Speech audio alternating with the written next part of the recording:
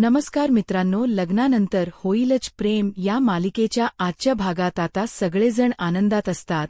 आता इकडे नंदिनी म्हणत असते, मग जर आता इकडे सगळ्यांना एकमेकांना हे स्थळ पसंत आहे तर मग आपण लवकरात लवकर साखरपुडा वगैरे ह्या सर्व गोष्टी आटोपून घ्यायच्या का. मला असं वाटते की जर साखरपुडा आटोपला तर सगळंच व्यवस्थित होईल.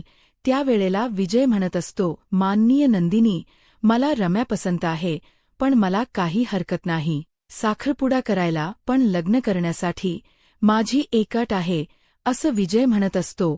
तेव्हा सगळेजण विजयकडे पाहतात. विजयला विचारतात, अट आणि कसली. तेव्हा विजय म्हणत असतो, खरं तर साखरपुडा केला तरी चालेल, पण मला लग्न ना 8 महिन्यानंतर करायचे आहे. तेव्हा जीवा म्हणत असतो, 8 महिन्यानंतर का आणि कशासाठी. त्यावर विजय म्हणत असतो, अरे लग्नानंतर तर प्रेम होतच, पण लग्ना अगोदरची ती ओढ, ती पेज, त्याचबरोबर झोपाळ्यावर बसून गप्पा मारणे, लग्नान अगोदरची एकमेकाबद्दलची असणारी ओढ, ह्या सारी गोष्टी मला अनुभवायच्यात आणि त्यामुळे मला 8 महिन्यानंतर लग्न करायचे आहे. तेव्हा सर्वजण विजयच हे मत ऐकल्यानंतर हसायला लागतात. आता जीवा म्हणत असतो, वा, लग्ना अगोदरची पेज ती अनुभवायची. तेव्हा विक्रम म्हणत असतात, अरे विजय, हे तर खरंच इंटरेस्टिंग आहे, आमची काही हरकत नाही. तुम्हा दोघांच्या म्हणण्यानुसार असेल ना तर काही हरकत नाही, किंवा तुला जर हे 8 महिन्यानंतर लग्न करायचं असं तू म्हणतोस, पण रम्यात सुद्धा एकदा म्हणणं विचारात घेतलं पाहिजे ना. तिला सुद्धा काय वाटते काय नाही ह्या गोष्टी जाणून घेतल्या पाहिजेत ना, असं सर्वांचं म्हणणं असतं. काय ग रम्या, तुझं काय म्हणणं आहे. तेव्हा नंदिनी म्हणते, हो रम्या, खरंच तुझं म्हणणं काय ना, ह्या गोष्टी सुद्धा समजल्या पाहिजे ना. म्हणजे विजयला करायचे 8 महिन्यानंतर लग्न, पण तुझं काय, तुला करायचं आहे ना 8 महिन्यानंतर लग्न, का तुला आत्ता करायचं आहे. त्यावर माननी म्हणत असते, हो ग बाई रम्या, विजयने त्याचं मत सांगितले नाही तर असं नको व्हायला. विजयला आता लग्न करायचं आहे आणि रम्याला विजयला लग्न करायचं नाही आणि रम्याला करायचं आहे. तसं असेल तर सांग ब्र, का म्हणजे काय आहे ना, जे काही आहे ते उरकून गेला. त्यावर आता रम्यासुद्धा मानेनेच होकार कळवत असते, लाजल्यासारखं दाखवते आणि म्हणत असते, चालेल, माझी काहीच हरकत नाही, मला सुद्धा हे लग्न 8 महिन्यानंतर केलं तरी चालेल. त्यावर हे सगळं काही झाल्यानंतर आता सगळा देशमुख परिवार उठून उभा राहतो. त्याचबरोबर इकडे विजयचे आई बाबा आता ठीक आहे, मग आता दोघांनाही 8 महिन्यानंतर लग्न करायचंय, मग साखरपुड्याची लवकरात लवकर मुहूर्त काढून साखरपुडा तर करून टाकूयात ना, असं बाकीच्यांच म्हणणं असतं आणि त्यानंतर तोंड गोड करतात. तर आता संध्याकाळची वेळ असते. काव्या तिच्या खोलीमध्ये आलेली असते आणि मोबाईल हातात घेते आणि म्हणत असते, ह्या अनिशाच काय चाललंय ना, कळतच नाही. किती दिवस झालं, फोन नाही, कॉल नाही, मेसेजेस नाही, काहीच नाही. किती फोन करायचे हिला आणि मला हिला आनंदाची गोष्ट सांगायची. मी गाडी शिकली हे सुद्धा मला तिला सांगायचंय आणि त्याचबरोबर रम्याचा साखरपुडा आहे आणि रम्याने मुलगा पसंत केलाय ही सुद्धा गोष्ट मला तिला सांगायची, पण कशी सांगणार आहे. ही फोन सुद्धा माझा उचलत नाहीये आणि मला करत सुद्धा नाहीये, असं म्हणून ती तिला कॉल करते तर अनिशा फोन कट करते. त्यानंतर काव्या तिला 20 नोट पाठवते, काय खारुताई, माझे फोन का उचलत नाहीयेस, तू आत्ताच आता मला फोन कर, कळलं का. त्यावर आता इकडे अनिशा तिला एक नोट पाठवते. ती म्हणत असते, सॉरी, मी आता फार बिझी. त्यानंतर पुन्हा काव्या म्हणत असते, नाही थांब, आता नाही, हिला फोनच करते, असं म्हणून शेवटी ती तिला फोन करते आणि म्हणत असते, काय का निशा, काय चाललंय तुझं, काय वागतेस तू. अगं किती दिवस झालं भेट नाही, फोन नाही, कॉल नाही, मेसेजेस नाही. जर तू असं करणार अशील ना तर मी तुझ्या घरी येऊन बसेल.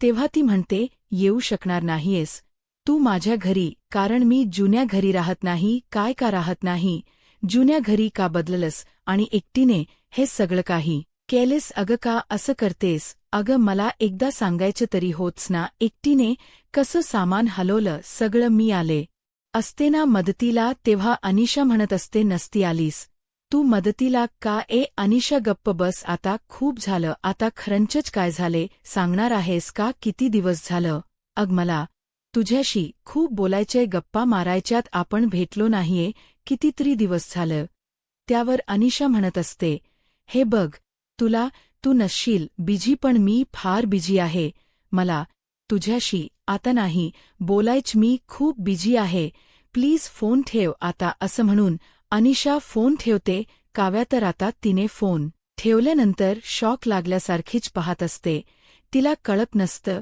की अशी नेमकी का वागते इकडून ती म्हणत असते अनिशा अनिशा अनिशा पण तोवर अनिशाने फोन कट केलेला असतो आता काव्या आहे त्याच विचारात बसलेली असते तेवढ्यातच पार्थ आता तिच्यासाठी मसाले दूध घेऊन आलेला असतो तेव्हा तो तिच्या समोर पकडतो आणि तेव्हा काव्या म्हणत असते आता हे काय त्यावर पार्थ म्हणत असतो हे काय म्हणजे नेहमीच काय कॉफी प्यायची म्हणून काहीतरी वेगळं हो पण तरीसुद्धा काव्या मसाले दूध आहे हे पार्थ तेव्हा काव्याचा मूड थोडासा विचारात दिसतो पार्थ विचारतो काय झाले काव्या सगळं ठीक आहे ना तेव्हा काव्या म्हणत असते नाही ना काहीच ठीक नाहीये मी काय म्हणते ऐका ना देशमुख मी ना उद्या रम्याला जाऊन भेटते का काय झालंय रम्याने काय केले नाही तिने काही केलं नाहीये पण हल्ली ना ती माझ्याशी धड बोलत नाही फोन उचलत नाही फोनला रिप्लाय देत नाही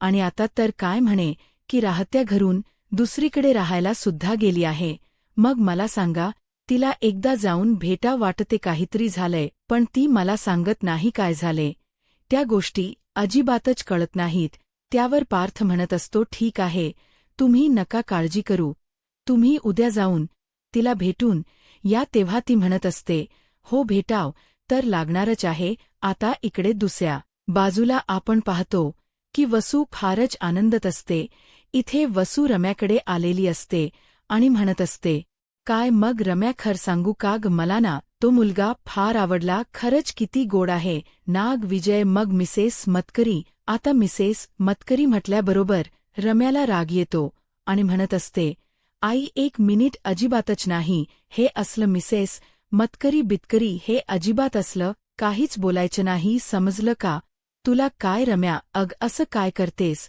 अग खरंच किती गोड आहे तो मुलगा किती त्याचा साधेपणा दिसतो राजबिंडासारखा आणि मला असं वाटत की तो ना तुझ्यावर मनापासून प्रेम करतोय तेव्हा रम्या रागातच म्हणत असते आई आता बोललीस पुन्हा हे असलं काहीच बोलायचं नाही समजलं मी फक्त मिसेस देशमुखच होणार आहे आणि अजिबातच त्याच्या नावाचा विचार सुद्धा करू नकोस किंवा त्याचं नाव माझ्यापुढे लावण्याचा तू प्रयत्न सुद्धा करू नकोस असं आता इकडे ती बोलत असते त्याच वेळेला वसू म्हणत असते अग काय हे वेडी आहेस का तुला सांगू का तुझ्याकडे तो बघतच राहिला होता बिचारा किती गुणी आहे खरंच त्याचं ते वागणं बोलणं आणि एकंदरीत त्याचा स्वभाव मला तर फार आवडलाय रम्या ऐकना कोणासोबत तरी लग्न करायचंच आहे ना मग का नाही तो विज्यच असावा अग खरंच किती गोड आहे तो मुलगा हे बघ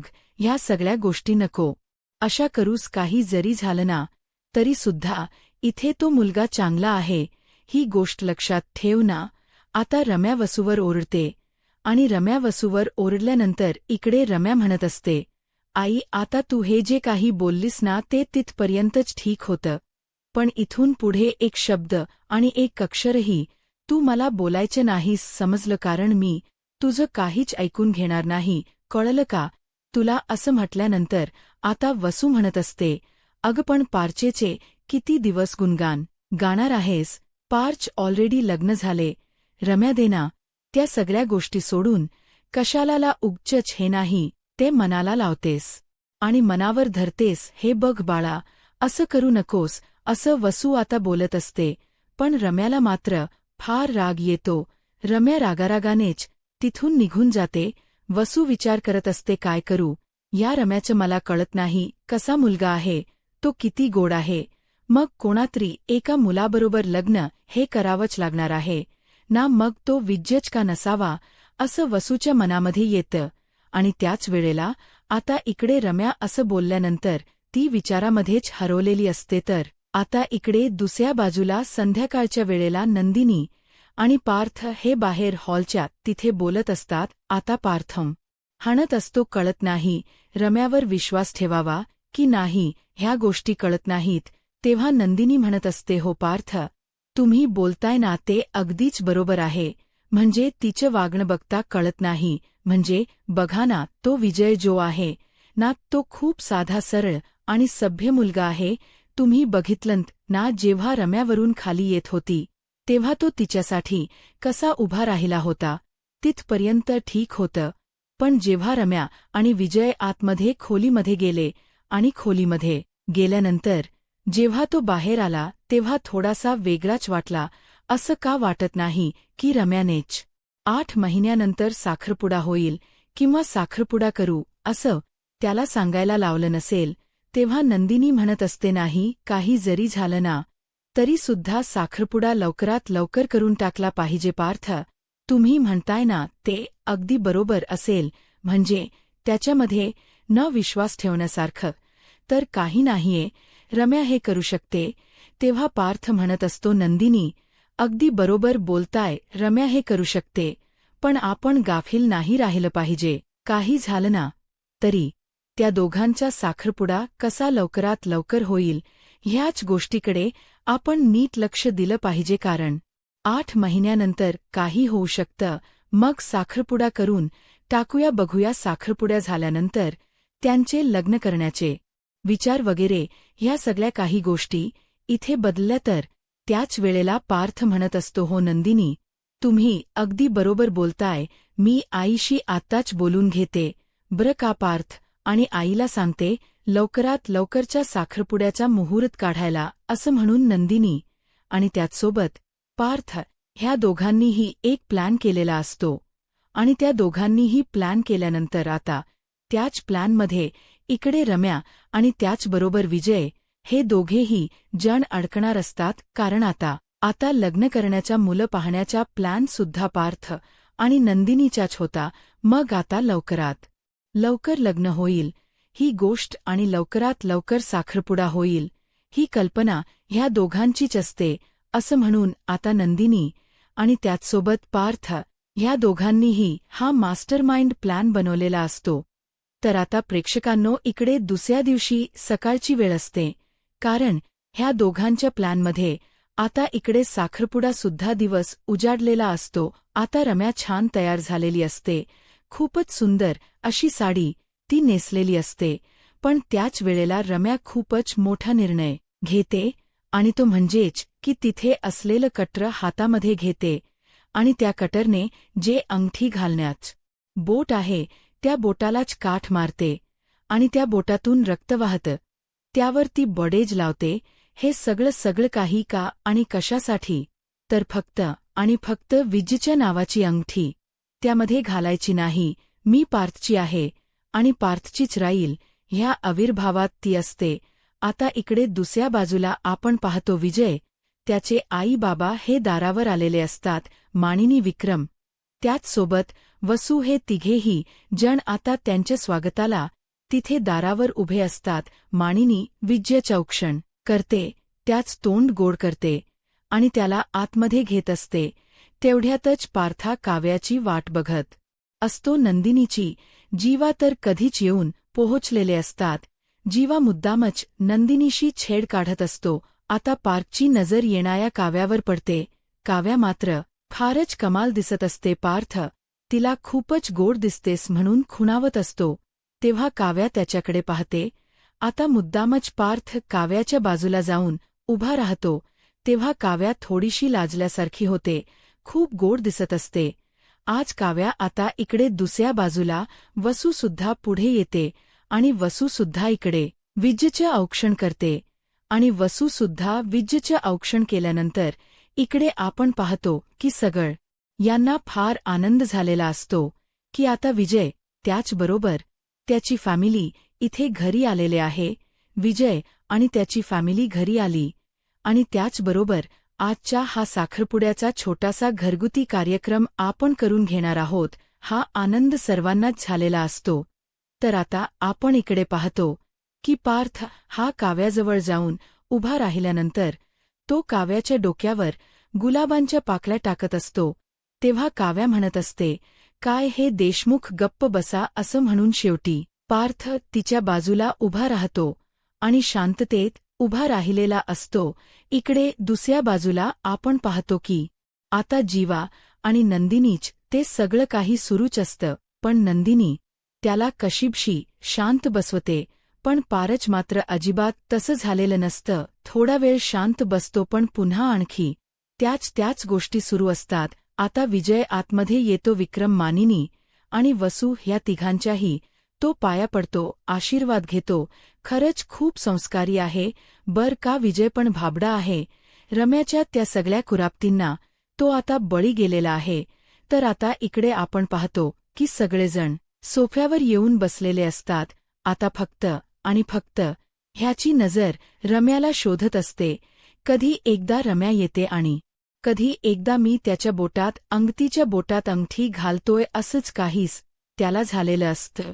आता सगळेजण बसल्यानंतर म्हणत असतात, चला मग काहीतरी थंड वगैरे घ्या. थंड वगैरे घेऊन थोडंसं फ्रेश व्हाल. त्यावर आता इकडे विजयचे बाबा म्हणत आई म्हणत असतात, खरंच तर आपण थंड वगैरे घेऊयात. पण विजयची नजर मात्र फक्त आणि फक्त रम्याला शोधत आहे. त्याला असं वाटते की कधी एकदाची रम्या येते आणि कधी एकदाचा हा साखरपुडा होतोय किंवा कधी एकदाची मी तिच्या बोटात अंगठी घालतोय. असंच माझ्या मुलाला झालं आहे असं त्याची आई बोलते. तेव्हा सगळेजण हसायला लागलेले असतात. सर्वांना फार आनंद झालेला असतो. विजय मात्र पूर्ण लाजून लाल झालेला असतो. आता मान म्हणत असते, हो ते तर दिसतेच विजयच्या तोंडावरून. खरं तर रम्याची एक झलक पाहण्यासाठी विजय किती आतुर झालाय. तेवढ्यातच आता रम्या जिन्यावरून खाली येत असते. नंदिनी आणि त्यासोबत काव्या ह्या दोघीजणी तिला घेऊन येतात. रम्या खूपच क्यूट दिसत असते बर का. असो जे काही आहे पण रम्या मात्र गोड दिसते बर का. आज जेव्हा रम्या येते तेव्हा विजय उठून उभा राहतो आणि मानिनी त्याचबरोबर विक्रम हे सगळेजण उठून उभा राहिलेले असतात. जेव्हा रम्या येते तेव्हा आणि रम्या आल्यानंतर आता वसूच्या डोळ्यात पाणी येतं. किती नाही म्हटलं तर लेक आहे. शेवटी आता इकडे रम्याला विजयच्या बाजूला सोफ्यावर बसवलं जातं आणि मानिनी म्हणत असते, बर चला ओटी भरून घ्यायची का. तेव्हा विजयची आई रम्याला हळदी कुंकू लावते आणि ओटी भरून घेत असते. खरंच हा क्षण एका आईसाठी पेरेंट्ससाठी किती म्हणजे किती अनमोल असतो ना. आता रम्या फार आनंदात असते. ती विजयकडे पाहते तर विजयला सुद्धा तेवढाच आनंद झालेला असतो. आज रम्या खूप गोड दिसत असते ना. त्यामुळे आता शेवटी ओटी भरून होते. ओटी भरून झाल्यानंतर आता पुढचे विधी होत असतात. पण आता पुढच्या विधीमध्ये रम्याने ह्या सर्वांना फार मोठं एक अनोखं सरप्राईज दिलेला आहे. बोट कापून घेतले ना स्वतःच. त्यामुळे पण असो बघूया आता काय होते पुढे. विजय काय नेमका कशा पद्धतीने रिॲक्ट होतोय किंवा तो रम्याला ज्या विचारेल का किंवा या लोकांना संशय येईल का हे सुद्धा पाहणे गरजेचे आहेच की नाहीये. बघा आता इकडे म्हणत असतात, बरं चला आता सगळं काही झालेलं आहे. ओटी भरून झालंय, ऑक्शन झालंय, या सगळ्या गोष्टी झालेल्या आहे. चला आता घाला. विजय रम्याच्या बोटामध्ये रिंग घाला आता असं म्हणून आता त्याने आणलेली रिंग तो बाजूला काढतो आणि रम्याच्या पुढे ती रिंग पकडत असतो. पण रम्याने मात्र तिचा जो हात आहे तो साडीच्या पदराने झाकून ठेवलेला असतो. अगं रम्या कर ना हात पुढे. वसू म्हणत असते, रम्या कर हात पुढे, लाजू नकोस बर. आता तेव्हा रम्या मात्र काहीच रिॲक्ट होत नाही आणि सगळेजण पुन्हा एकदा म्हणत असतात, रम्या कर ना हात पुढे. आता विजय सुद्धा एका हातात रिंग आणि एक हात पुढे घेण्यासाठी करतो. त्यावर शेवटी काय तर रम्या तो हात बाहेर काढते आणि रम्याने हात बाहेर काढल्यानंतर त्या हाताला तिने बडेज पट्टी लावलेली असते. आता तिच्या हाताला बडेज पाहिल्यानंतर सर्वांना फारच मोठा धक्का बसतो की हे सगळं काय रम्या, काय झालंय, हे काय लागलं. रम्या आता नंदिनी म्हणत असते, हो रम्या, अगं काय झालं, हाताला असं कसं लागलंय, आणि काय हे बडेज वगैरे लावून घेतलेस तू. काव्याला सुद्धा फार मोठा धक्का बसतो. तेव्हा रम्या म्हणत असते, सॉरी. तेव्हा विक्रम चिडतात. विक्रम म्हणत असतात, अग रम्या, काय हे सगळं काय लागलं हे तुझ्या हाताला. त्यावर रम्या म्हणत असते, सॉरी मामा, पण मी त्या बांगड्या घालत होते ना, आणि बांगड्या घालत असताना बांगडीची काच तिथे लागली, सॉरी.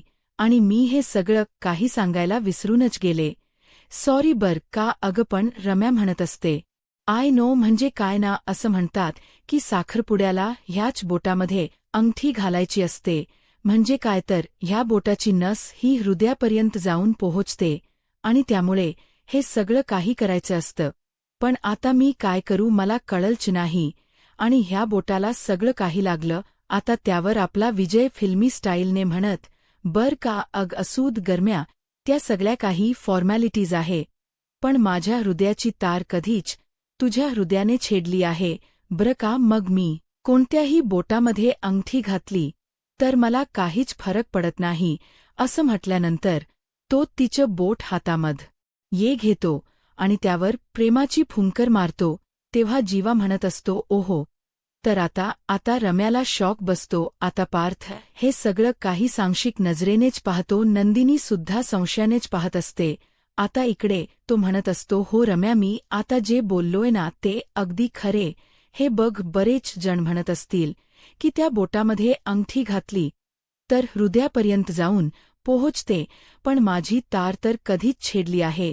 मी तर तुझं हृदय आणि माझं हृदय हे कधीच एकमेकापर्यंत येऊन पोहोचलं आहे. त्यामुळे मला कोणत्याही बोटामध्ये अंगठी घातली तर काही फरक पडत नाही. बहुतेक ना रम, याचा साखरपुडा कॅन्सल करण्याचा हा प्लॅन जो आहे ना, तो फ्लॉप इथे विजयनेच केलेला असतो, आणि शेवटी विजय पुन्हा तिचा हात मागत असतो. तिचा हात घेण्यासाठी तो स्वतःचा हात पुढे करतो आणि म्हणत असतो, रम्या दे, तुझा हात दे. आता शेवटी रम्याकडे नाईलाज झालेला असतो. तिला काही करून इकडे तो हात पुढे द्यावाच लागणार असतो. शेवटी रम्या हात पुढे देते, आणि रम्याने हात पुढे दिल्यानंतर शेवटी आता काय तर दुसऱ्या हातामध्ये इथे ती अंगठी दुसऱ्या बोटामध्ये घालावी लागणार असते, आणि तेव्हा ती हाताच्या दुसऱ्या बोटामध्ये अंगठी घातल्यानंतर इकडे फायनली रम्याच्या बोटात अंगठी ही गेलेली असते. तर आता प्रेक्षकांनो, आजच्या भागामध्ये एवढंच. उद्याचा भाग तर खूपच इंटरेस्टिंग आहे बर का. शेवटी आता नंदिनी काल पण कोरड्या उलट्या दाखवल्या होत्या, त्या आज पण कोरडी उलटी स्पष्टपणे दाखवली. नंदिनीला काय झालं, नंदिनीला काय झालं, असं सगळेजण म्हणतात. काव्या तिला खोलीत घेऊन जाते आणि तिला कोरड्या. आता तो लगेचच नंदिनीला घट्ट मिठी मारतो. नंदिनीसुद्धा तेवढीच आनंदात असते, तर इकडे जीवासुद्धा तेवढाच खुश झालेला असतो. तर आता प्रेक्षकांनो, छोटी नंदू तर येणार आहे, पण पुढे आणखी काय वाढून ठेवलं, आता पुढे काय होईल हे पाहायला आत्ताच माझा महाराष्ट्र या यूट्यूब चॅनलला सबस्क्राईब करा. धन्यवाद.